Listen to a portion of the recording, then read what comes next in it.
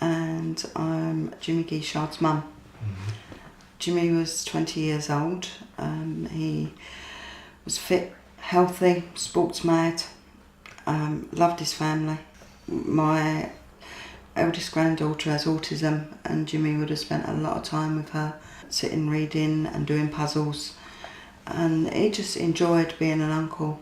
Jimmy went over to spend some time with his dad because his dad was unwell, and he came across a head shop in a place called Chatham in Kent, and he saw a t-shirt in the window that he liked. He went in and purchased his t-shirt, and there was bags at the counter, and he asked what this stuff was, and he was told it was a herbal cannabis and it was legal, and it was only £3.50 a bag. So he picked up 2 bags and went off back to his dad's house and started fixing the bike for the little boy next door, and smoked away at one of these joints of cannabis. Jimmy had a massive heart attack from smoking the product. Whatever the chemical was that sprayed on that reacted with Jimmy, and it sent his blood pressure so high and so high so quickly that his body couldn't cope with it, and he had, as I say, he had a massive heart attack. His dad came in and found him unconscious, but he doesn't know how long he'd been unconscious for. The ambulance was called. Jimmy was taken to the hospital. He was defibrillated. I got a call to say that he'd taken a suspected heart attack. He was fine. He was on his way to the hospital. I could hear Jimmy talking in the background in the ambulance saying, "Oh, don't be ringing her. She'll be over. That's it. I'm in trouble now." And giving out, basically, that his dad had rang me. 20 minutes later, I got another phone call from the resus unit at the hospital to tell me that Jimmy's brain had begun to swell on the way to the hospital, and that had in turn crushed his brain stem. And they informed me that my son was brain dead. I didn't realise what that meant. I thought I had a brain damaged child on my hands now, and in my head I was working out how I was going to bring him home, how I was going to look after him. Would I have to move? Would I have to give up my job? And all this within the space of about 20 seconds. And the nurse on the phone, I actually said to her, when am I going to be able to bring him home to Ireland? And it was then that she explained to me, no, he was on a life support machine, and how soon could I get out there to switch his life support machine off? And we started arranging getting over to England, and the whole journey took 18 hours.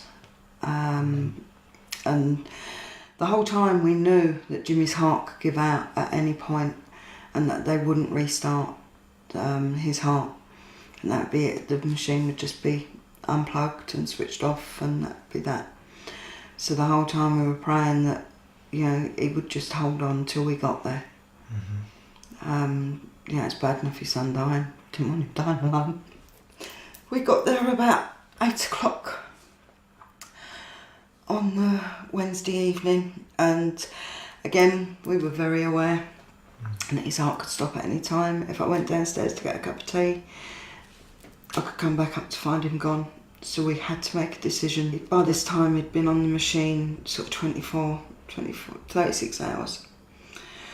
So You know, it was 11 o'clock that night that we decided that was the time Jimmy was the machine was all gonna go off. So the nurses came in and started unplugging everything and disconnecting everything. And they placed Jimmy in my arms. His head was tucked into my neck and I was just sort of cradling him. I thought it would be an instant thing, but it wasn't. I thought once the machines went off, that would be him just slip away. It took 20 minutes for his body to shut down. And so then I was questioning myself, is he fighting this? Have I done the right thing? But the nurses reassured me, no, that is just normal. That is a normal process. They disconnected everything, but they left one of the stickers on his chest, and I was watching the movement of that and seeing that slow and slow until it come to a stop.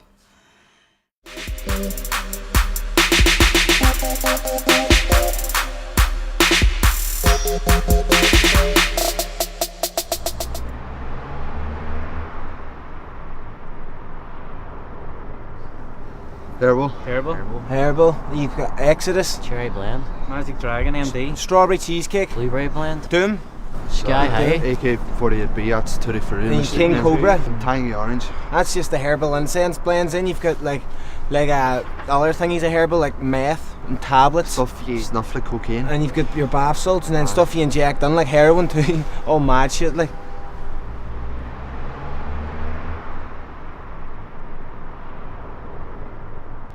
Bong or like a joint, you smoke it. It's like do you know the stuff you buy in a shop? Dude, I have to explain it to you, right? Do you know herbal that you buy in a shop? You put it in your dinner. It's like that there, only it's wrapped in like chemicals. Chemicals that can kill you, that's what herbal is. Chemicals that can kill you, like slowly but surely. Now, right, boys?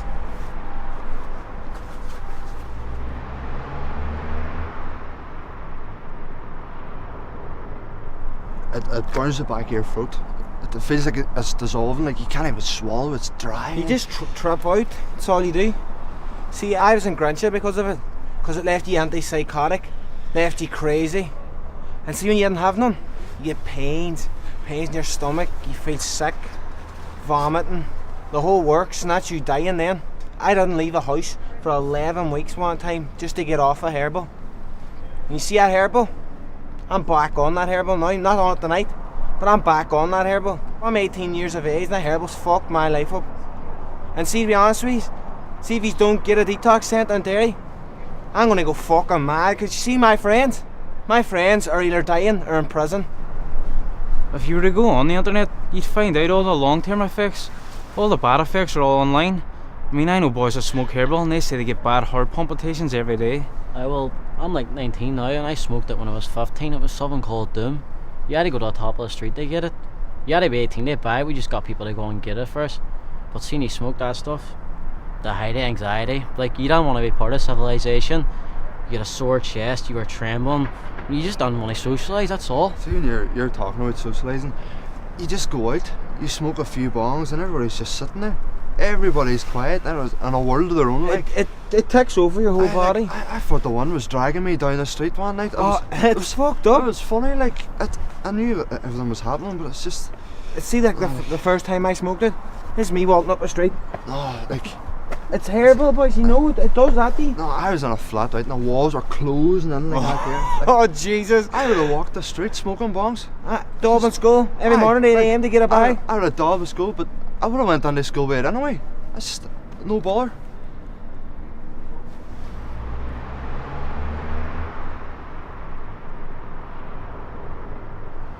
Because it's addictive? So you can't afford grass. That's the stupidest answer. That's why I took it.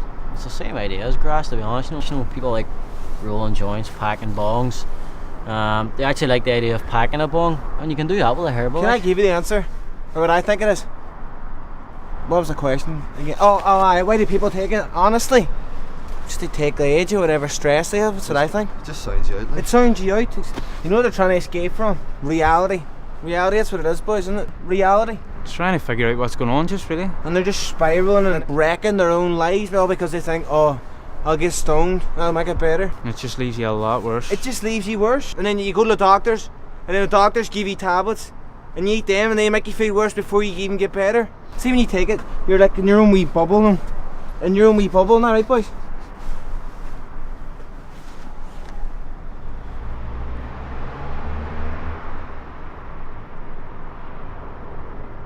It's completely different. completely different, right? See, right, if you don't have ordinary cannabis, you're fine. If you don't have the herbal, you're falling apart. You see normal grass, you can smoke that in your day-to-day life and get on with it, but see, smoking herbal, you can't do that.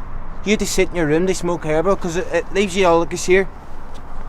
It's herbal, boys, that's what it does to you. Like with other stuff you can function, right? See, herbal, you don't want to talk to anybody. You're strung out. Like your stomach feels like it's burning the inside now. It's bad, like.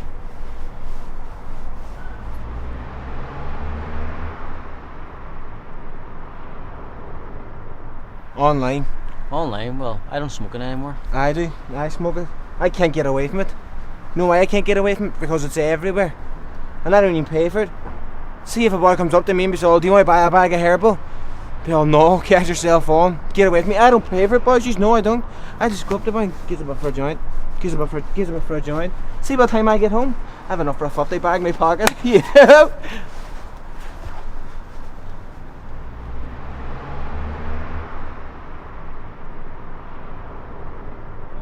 You don't need money.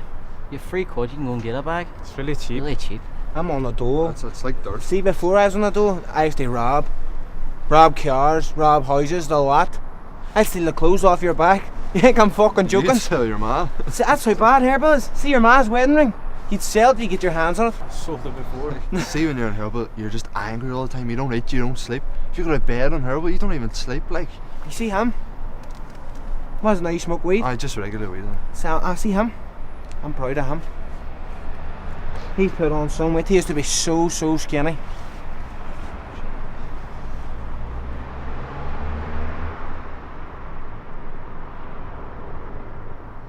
Primary 7. 8 years of age. It's 15. 13, 14.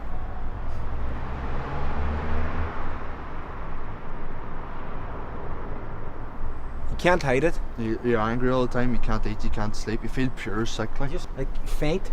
Fainting oh, and all. Jesus, You fainting. faint. Cold sweats as well. The chills. And see when you don't have it, you get like sweaty palms. Just noticed by looking at him, really.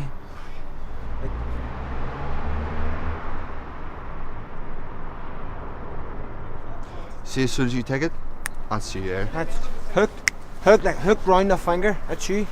See the way it's legal? People think nothing of it. They'll smoke it as quick as a cigarette. And see, before you know it, you're really bad, you're really anxious, you're sore here, and you'll feel like you need an ambulance. It's not great, like.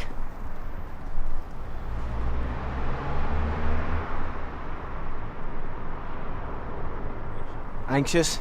You're a bit scared, you don't know how it's going to leave you.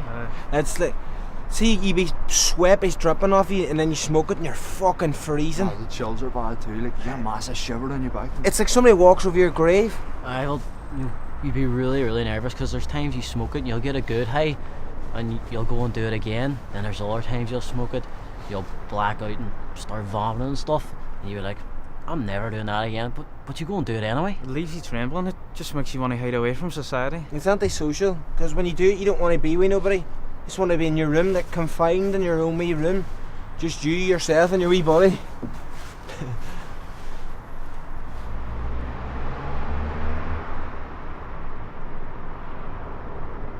No. I loved it.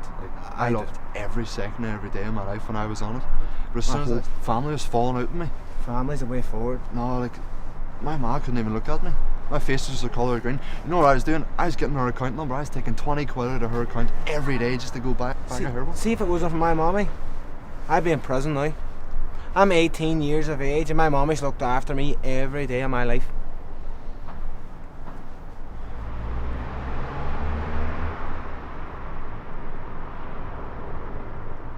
Counselling works. You Like, go to Daisy, there's Zest, acupuncture. You can go to counselling, you can go to Granson and get you off of drugs. People say there's no help in this town, but they just don't go looking for it. You have to go looking for it and you'll get it, like I get detained under the Mental Health Act of 1986 because I was seen at the Blue Bridge twice within 2 weeks. It's not like that for everyone though. Like, for us, we tried it a handful of times and we were able to say, fuck, that's fucking terrible. and not go near it again. Like, so not everyone's that extreme, they need help. See, when you're in a herbal, but you don't care about anything or anybody. All you're caring about It's about the bag, when you're going to get the bag, when you get it and put it on top of the bong, you light it and... No, see, where's the next bag coming from? What are you going to steal? What are you going to When sell? the next pound's going to come Exactly. from? Jesus, these are leaving me anxious. I need to go to the shop, boys.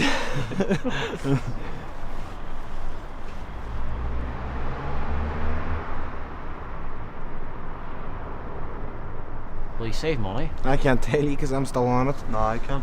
Like, after a couple of weeks, the sickness starts to go away. Your throat doesn't feel like it's dissolving and all. You feel a lot better. Like. See, when you come off it, it's like reality just is like, eat this, take this. The only pro I can think of is that you can smoke it in a corner and not get arrested because it's legal. They can take it off you, but they can't arrest you. No, you can't have an open on sale bag. Well, the main pro, basically, of being off it is that you don't suffer any bad effects. Like. Aye, you're not angry, you aren't stealing all the time. Like, Doesn't affect your education. I don't know, fucked out of school.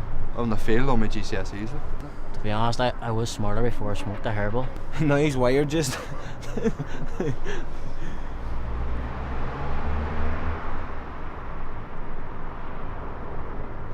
Seeing what it does to their bodies. If they could see what it actually does to people, how it ruins people's lives. It ruins family relationships. It ruins everything. See, when I was off it, my friend wouldn't let me smoke it again. It ruins everything. It fucks you up. It just fucks up everything. It's like heroin, man. Once you take it and it's in your bloodstream for about a week, good luck to you. Like, you can go through it all day, but see, at night, you'd be climbing up the fucking walls. Like, I know you've got weed in the house now, like, and I've got weed in the house. But see, if I didn't have weed in the house now, I wouldn't be here. I'd be going to get a bag of herbal. But I want to do something productive.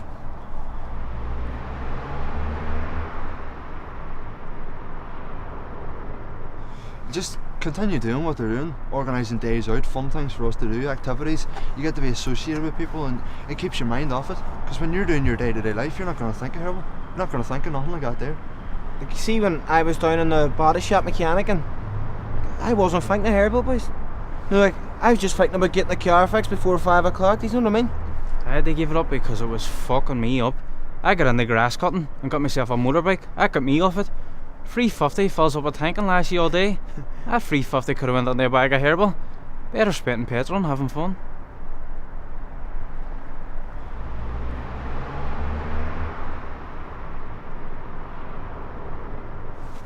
I just slap him. I literally would slap him, like. I wouldn't say anything, I just slap him. I'd say to them, like, what are your interests? What do you like? Because see, if you smoke this here, you're not having any interest in it.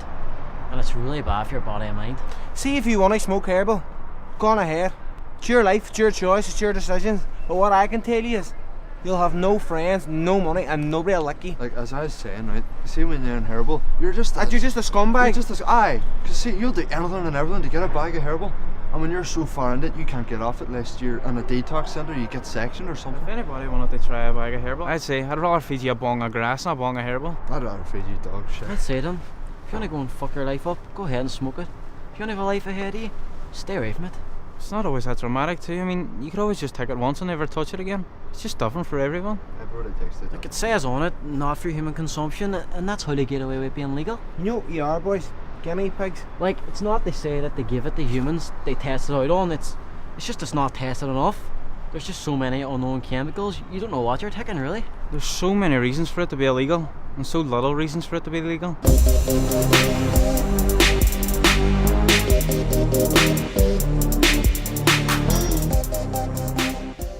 Most of these drugs that we come across take the appearance of a powder form. They also come in pellet form as well.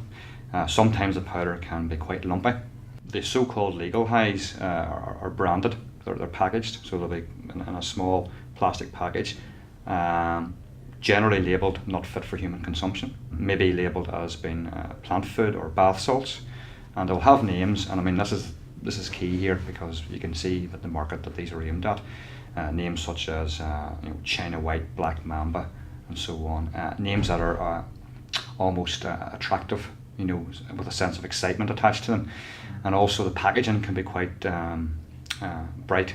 So people have to question the fact that, well then, why would the manufacturer, whoever's behind this, package in such a way and then put this disclaimer on it? And the simple fact is, they're covering themselves to make it illegal for them to sell it over the internet, and also we're actually telling you not to take this. This is not fit for human consumption. but we know you're going to take it. It's quite clear. The packaging seems to be aimed at a younger market, and that's what concerns us.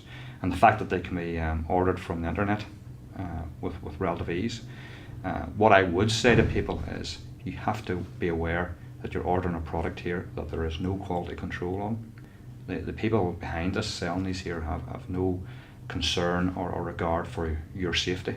I can only speak really anecdotally from my own experience, but I know that there are many occasions when myself and other officers are called out to individuals, say, who are found on the bridge or at the side of the river in great distress.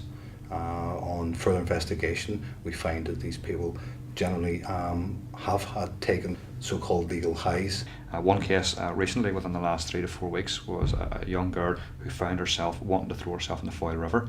She couldn't understand this. She had no episodes in her life that would trigger this here. She wasn't normally a depressive person. However, the effect of taking the synthetic form of cannabis was so much that after the stimulant phase was over, she found herself in a completely depressive phase. So that's somebody who, by all intents and purposes, was out for a good night or whatever. The effects of this drug were so powerful that she wanted to throw herself in the river. And she reiterated to the officers in that she said, I would never ever take the synthetic form of cannabis again. We've come across instances where people were thoroughly paranoid, delusional in dealing with people who have been arrested for things like criminal damage, possibly even domestics or disordered behaviour in the street. People are reporting the after effects of taking legal highs or new psychoactive substances, and we're having increasing numbers of young people finding themselves in situations, and the consequences of those situations being, yes, arrest, consequences for their future around employment and their career, but also the physical consequences where they could maybe get themselves into a confrontation or a fight with somebody, either commit a very serious crime and injure somebody, or be the victim of a very serious crime. What we see is perhaps a psychological addiction. The people that we come across may have started off through alcohol abuse, they may have used cannabis on a regular basis, but they're now finding that these new psychoactive substances are perhaps easier to buy, they're more accessible. The fact that they come with this term legal high makes it sound to them as if they're not doing anything wrong. The next thing you know, it's not just a Friday and Saturday night episode they're using on a regular basis. If we look at the legislation that covers our controlled drugs such as heroin, ecstasy, cannabis and so on, that's covered by the Misuse of Drugs Act, Northern Ireland 1971. So that covers all drugs that are deemed to be controlled drugs, either class A, B or C. What happened was these legal highs, as they're so called, started to appear in the market. They were classed as new psychoactive substances. These were synthetic substances designed to mimic the effects of controlled drugs, and as such they didn't fall within the legislation. Methadone, probably the first and most popular initially, was found to be trigger heart attacks, seizures, fits, and never mind the psychological effects as well. A lot of the same effects that are resulting from the use of controlled drugs. So in 2010 it was made illegal. So the term legal high comes from the fact that a lot of these substances, when they come onto the market initially, are made up of constituents that fall outside the Misuse of Drugs Act. But very quickly they are classed as being temporary class drugs, and then they fall under it. The authorities as such are playing catch up around that, because we have to wait for these substances to come on the market first of all, seize them, get them tested, and in a lot of cases they already contain substances that are already illegal, so that's not an issue, but in some cases they don't, and then that has to go for statute to be created around that to make that particular new drug illegal. There is a move towards trying to class all of these substances as being illegal until the manufacturer proves that they are legal substances, and that's coming from the one and only desire, which is to protect the public. Well, some of the signs that I would suggest parents look out for are increased tiredness. That seems to be one of the more common side effects of taking new psychoactive substances. So if your child normally has a good routine, it's going to playing sports and doing their homework, going to bed, getting up for school, if that drops away, there's a sudden change in it. That should be a warning sign. When somebody actually takes these, Substances, there is talk of feeling superhuman, and there is like sometimes a white scum around the edges of the mouth. Dilated pupils, so they talk about saucer eyeballs, that's pupils dilated wide open. Very, very active, bouncing about, almost hyperactive. So people need to be aware of that there, and then parents need to be aware of those signs and symptoms. If police officers stop you with this here, irrespective if it's in a sealed package, we will be seizing it because we don't know what's in it. It could be containing illegal substances, and we'll only know that once we test it. So you're looking at all the consequences of us stopping, searching you, seizing that, possibly arresting you, possibly going and searching your house as well to see if there's other drugs there. And that is all perfectly legal because we don't know that the substance, if it is one of the ones that falls within the temporary controlled drugs or one of the controlled drugs, until we get it tested. So all those consequences will happen anyway, even if you are saying that it's a legal high, a so-called legal high.